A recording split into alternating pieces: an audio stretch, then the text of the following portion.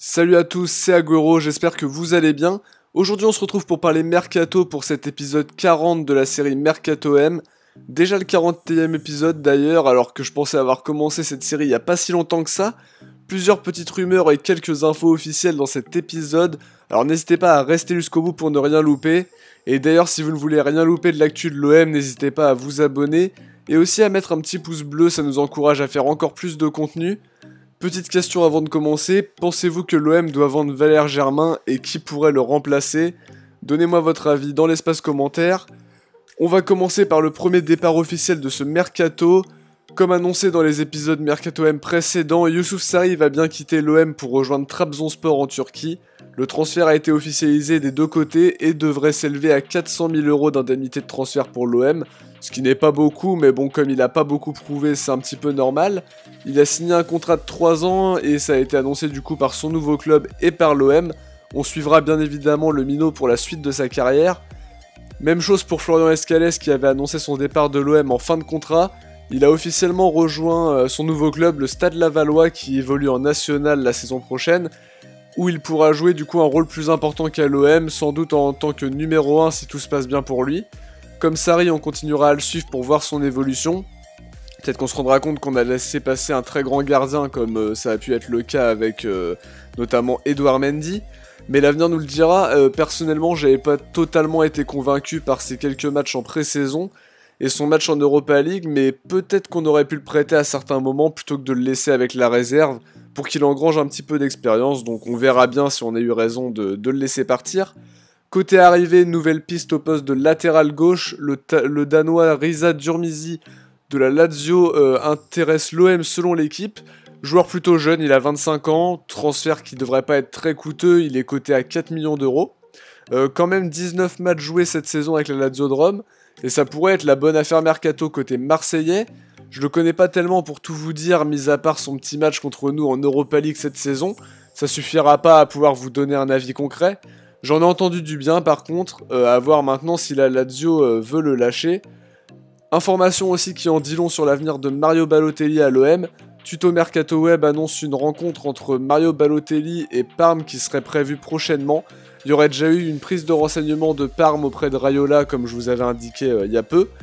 Tout ça est à prendre au conditionnel évidemment, en période de Mercato on entend tout et n'importe quoi. En tout cas la piste d'un retour en Serie A prend de l'ampleur même si tout porte à croire que Balotelli ne veut pas retourner en Italie pour le moment. Reste à savoir quel club l'accueillera ou si l'OM va bouger sur ce dossier.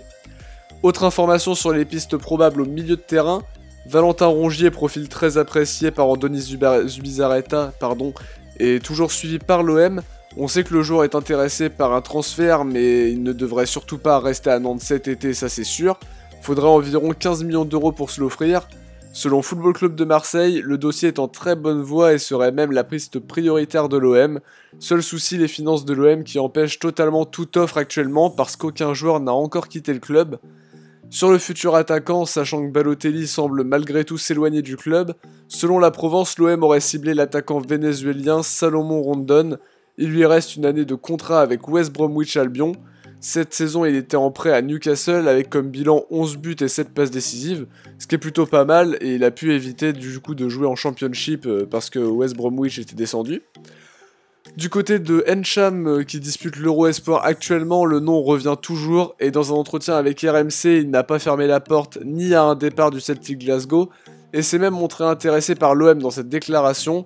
Le problème est toujours le même, sans vente l'OM ne pourra pas acheter malheureusement. Alors que le Phocéen indiquait il y a quelques jours un accord entre Maxime Lopez et le FC Séville sur les bases d'un contrat, précisant même que l'OM demandait 25 millions pour son transfert, ce que je trouve assez peu pour un gros potentiel comme ça.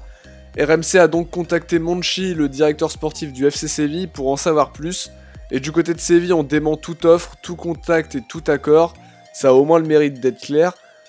Petite info aussi que nous donne Guillaume Tarpis, source assez fiable sur Twitter qui relaie l'actu de l'OM un peu partout, une info perso qu'il a eue qui affirme que West Ham a bien fait une offre, mais que ce n'est pas le seul club intéressé.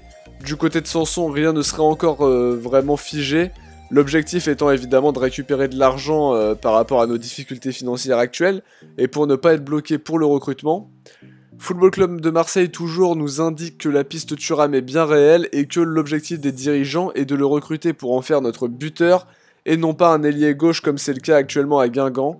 On aimerait bien aussi avoir quelques petites nouvelles de la prolongation de Lucas Ocampos. Il y a des approches anglaises visiblement et le contrat ça traîne encore un petit peu, donc on en saura plus très prochainement. De même pour les jeunes. En tout cas, c'est déjà la fin de cette vidéo, les potes. On se dit à très bientôt pour une nouvelle vidéo. Merci à tous de l'avoir visionné et on se retrouve très bientôt. Ciao à tous.